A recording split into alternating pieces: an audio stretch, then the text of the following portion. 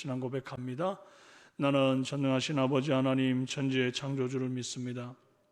나는 그의 유일하신 아들 우리 주 예수 그리스도를 믿습니다. 그는 성령으로 잉태되어 동정녀 마리아에게서 나시고 본디오 빌라도에게 고난을 받아 십자가에 못 박혀 죽으시고 장사된 지 사흘 만에 죽은 자 가운데서 다시 살아나셨으며 하늘에 오르시어 전능하신 아버지 하나님 우편에 앉아 계시다가 거기로부터 살아있는 자와 죽은 자를 심판하러 오십니다. 나는 성령을 믿으며 거룩한 공교회와 성도의 교제와 죄를 용서받는 것과 몸의 부활과 영생을 믿습니다. 아멘. 네, 오늘은 로마서 14장 13절에서 23절까지의 말씀입니다.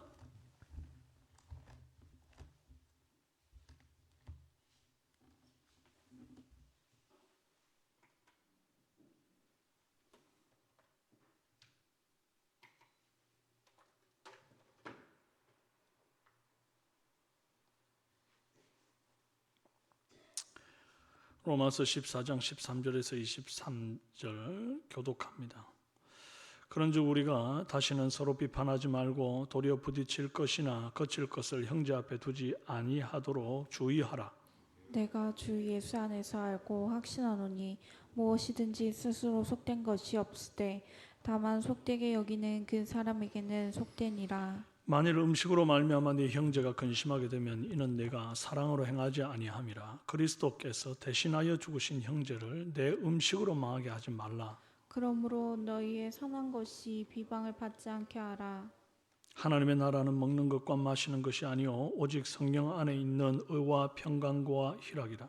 이로써 그리스도를 섬기는 자는 하나님을 기쁘시게 하며 사람에게도 칭찬을 받느니라. 그러므로 우리가 화평의 일과 서로 덕을 세우는 일을 힘쓰나니 음식으로 말미암아 하나님의 사업을 무너지게 하지 말라.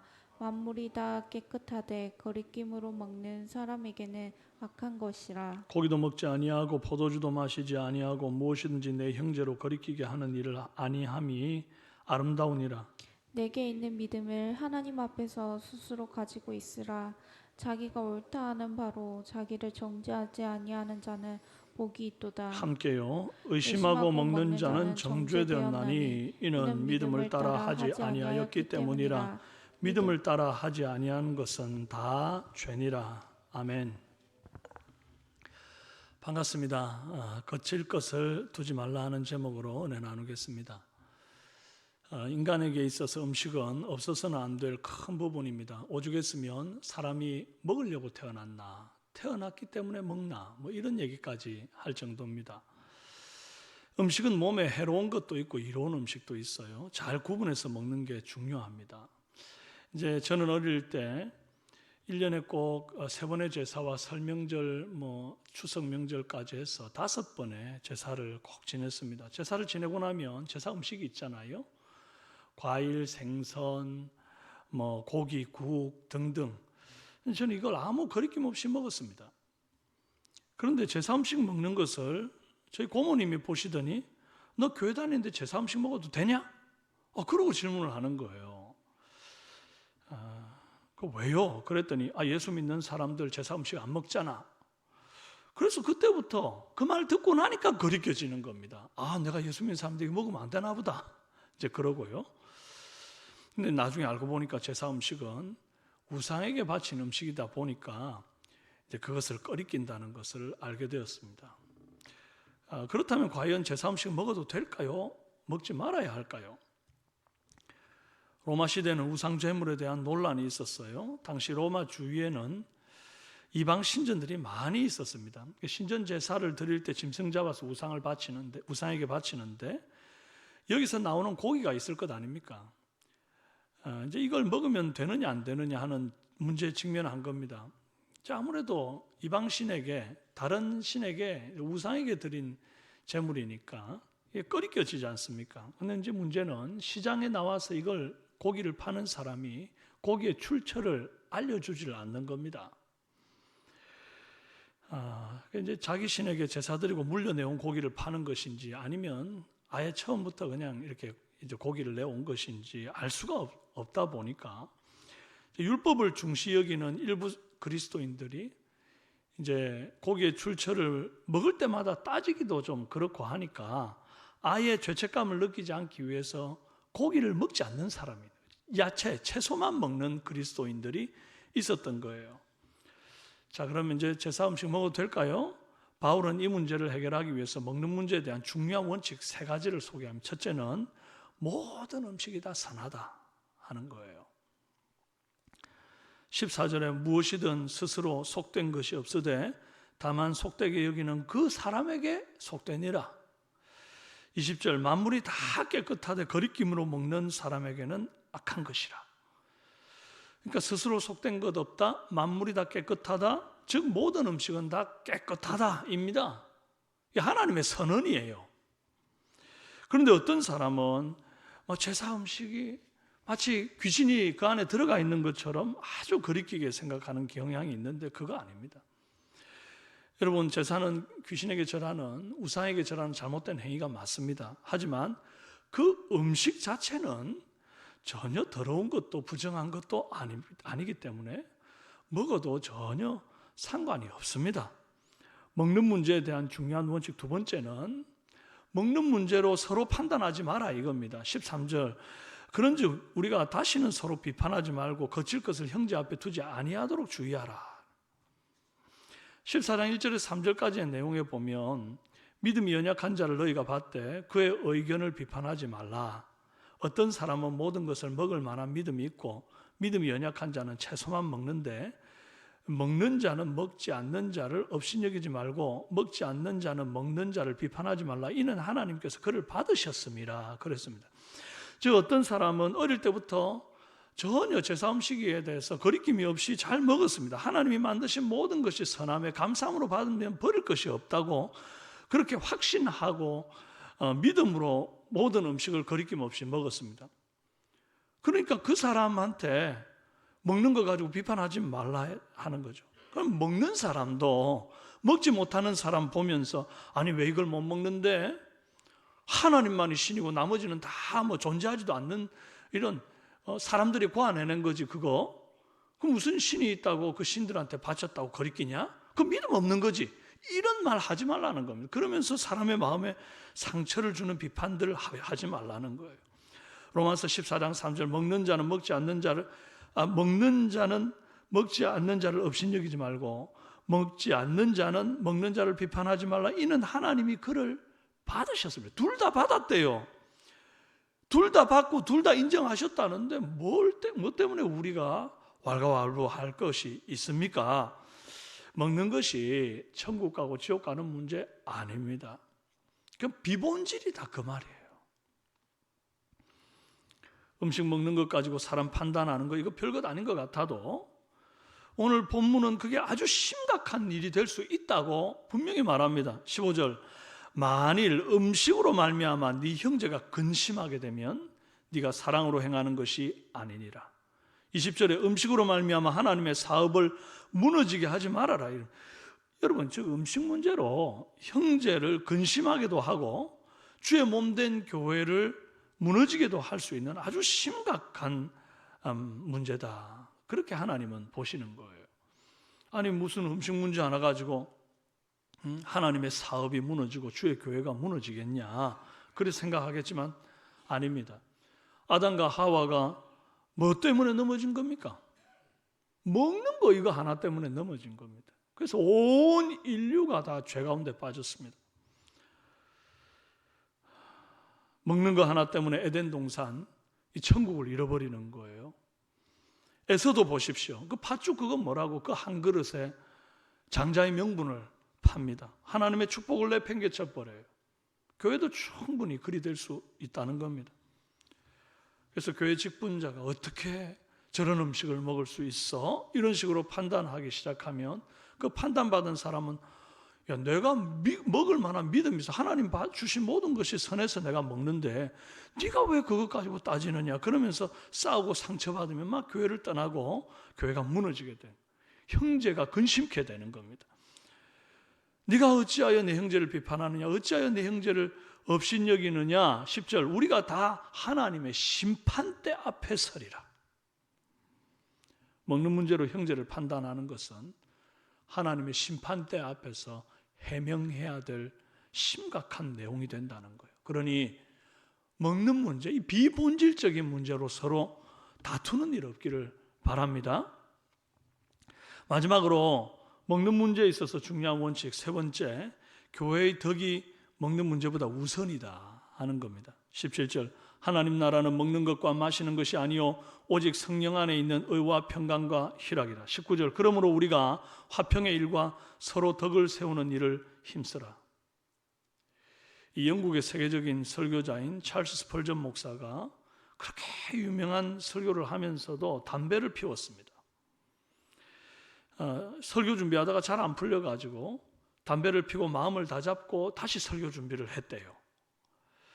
스펄전이 왜 그랬냐 하면 이게 담배가 전혀 죄가 되지 않는다, 구원하고 상관없다고 하는 확실한 신념이 있었기 때문에 그렇게 했던 겁니다. 실제로 담배를 이게 죄악시하는 그런 분위기는, 그래서 이제 그리스도인이라면 피우면 안 된다 이런 어떤 문화적인 풍토는 이 대한민국에 있는 거지 다른 나라에는 없습니다. 술도 마찬가지고요. 그러던 어느 날 런던 시내를 산책하고 있는데 어느 담배 가게 유리문에 쓰여진 광고를 본 거예요. 이런 문구가 있었습니다. 우리 가게에서는 찰스 스펄전 목사님이 사랑하며 피우는 담배를 팝니다. 이런 문구가 쓰여져 있는 걸 보고는 아이고, 나 때문에 안 피우던 사람도 피우게 생겼구나, 찔림이 된 거죠. 혹시 내가 담배를 피우는 것 때문에 이제 형제들 마음에 시험 들 수도 있겠구나, 오랜 생각 끝에 그렇게 즐겨 피우던 담배를 중단했다는 겁니다. 우리도 마찬가지입니다. 항상 교회의 덕이 먼저가 되기를 바랍니다. 내 개인의 신념도 중요하고 먹을 만한 믿음이 있지만 그럼에도 불구하고 하나님 나라와 교회의 덕을 위하여 희생하는 것이 바로 그리스도인이 해야 할 것입니다. 하나님 주신 것이 다 선함에 감사함으로 받으면 버릴 것이 없는데 술도 마시고 담배도 피고 다 해도 그게 지옥 갈 문제, 천국 가는 문제 아무 상관없는 게 맞습니다. 비본질입니다.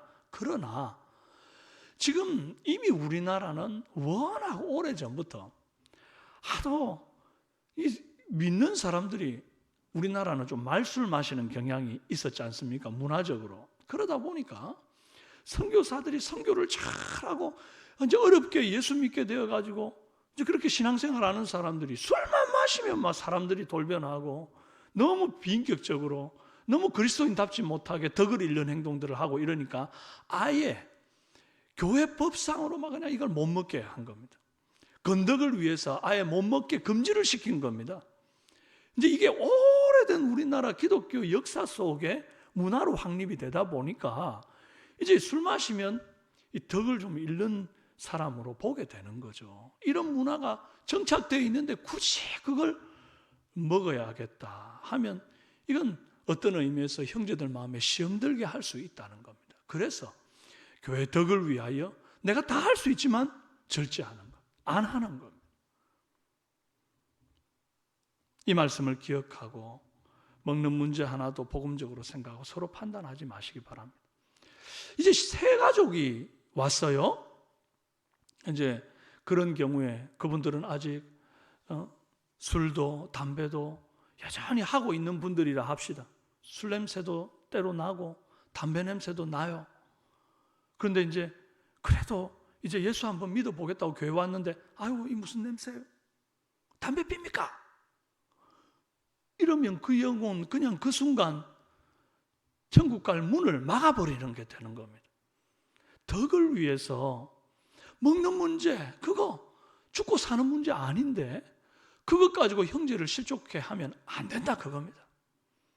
그래서 예전에 마약, 이제 제가 미국에 사역할 때 마약에 이제 에딕되어 있는 사람, 그 중독되어 있는 사람들이 있잖아요. 이제 그런 사람들이 이제 그 교회 가운데서 재활을 하고 다시 회복하고 하는 그런 프로그램들이 있었어요. 그 사역을 하는 그 중독자들, 알코올 중독자, 마약 중독자 그 사역을 하는 교회와 제가 사역하던 그 온누리 교회가 함께 이제 컴바인 해가지고 이제 찬양 집회와 은혜로운 수련회를 한번 했던 적이 있었습니다. 근데 그 교회에서 요구한 게 뭐였는 줄 압니까? 교회에 어떤 한 구석에다가 이분들이 담배를 필 수 있는 공간을 하나 만들어 주시고 재떨이 준비해 주십시오 이러더라고요. 그 교회 성도들은 아직 그 중독을 완전히 벗어나지 못했기 때문에 술, 담배 때문에 이렇게 금단 현상이 왔을, 술이나 마약 때문에 금단 현상이 왔을 때 담배라도 필 수 있는 공간을 마련해 줘야 된다는 겁니다. 그래서 또 우리 교인을 생각할 때는 또 너무 노골적으로 이렇게 할 수는 없고, 그래가지고 안 보이는 교회 뒤편에 한 군데 부스를 만들어 둔 적도 있었습니다. 그러니까 우리 문화에서 이게 말도 안 되는 거다 그렇게 생각할 수 있겠지만, 여러분, 한 영혼 구원이 천하보다 귀하다 할 때에 먹는 것으로 사람을 실족해 할 일이 아니다. 이 분명한 본질 하나는 붙잡고 가는 그런 시간 되기를 바랍니다. 그래서 내가 내 믿음으로 얼마든지 할 수 있어도 아직 믿음이 약한 성도를 위하여 덕을 세우기 위해 내가 얼마든지 먹을 수 있어도 금하고 절제하고 그걸 아예 단호하게 끊을 수도 있는 큰 성숙된 믿음으로 나아가기를 바라고, 아직 여전히 어려서 이것저것 다 하고 있는 분들을 대할 때에 더 너그러운 마음으로 기다려줄 줄 아는 그런 은혜로운 공동체 되기를 주님의 이름으로 축원합니다. 함께 기도하시겠습니다. 살아계신 하나님 아버지, 감사합니다. 먹고 마시는 문제가 신락원하게도 하고, 또 그것 때문에 장자의 명분을 잃어버리기도 하고, 형제가 근심에 빠지기도 하고, 하나님의 사업이 무너지기도 하는 참 큰 문제가 될 수도 있다는 것을 오늘 말씀을 통해 우리가 깨닫습니다. 죽고 사는 문제도 천국 가고 지옥 가는 문제도 아닌 이 비본질적인 문제, 오히려 정말 하나님 지으신 모든 것이 선함에 감사함으로 받으면 버릴 것이 없는 이 음식의 문제 때문에 우리가 형제를 낙심케 하지 아니하도록 은혜를 베풀어 주시고, 믿음 안에 지혜롭게 건덕을 세우며 모든 것에 덕을 앞세우며 그렇게 정말 신앙의 성숙을 도모하는 우리 삼성의 성도들이 다 되도록 역사하여 주시옵소서. 오늘 귀한 주일 맞이하였는데 사랑하는 성도는 새벽부터 또 오후 예배까지 열심히 믿음 안에 섬기고 수고하고 봉사하는 모든 지체들에게 한량없는 은혜를 더하여 주시고, 예배의 존전에서 주님 배우는 말씀 속에 하나님의 뜻을 분별하는 복된 예배 되도록 은혜 베풀어 주옵소서. 육신이 연약하여 예배 현장에 오지 못하고 영상으로 예배드리는 주의 권속을 불쌍히 여기셔서 그들을 위로하여 주옵소서. 예수님의 이름으로 기도드리옵나이다. 아멘.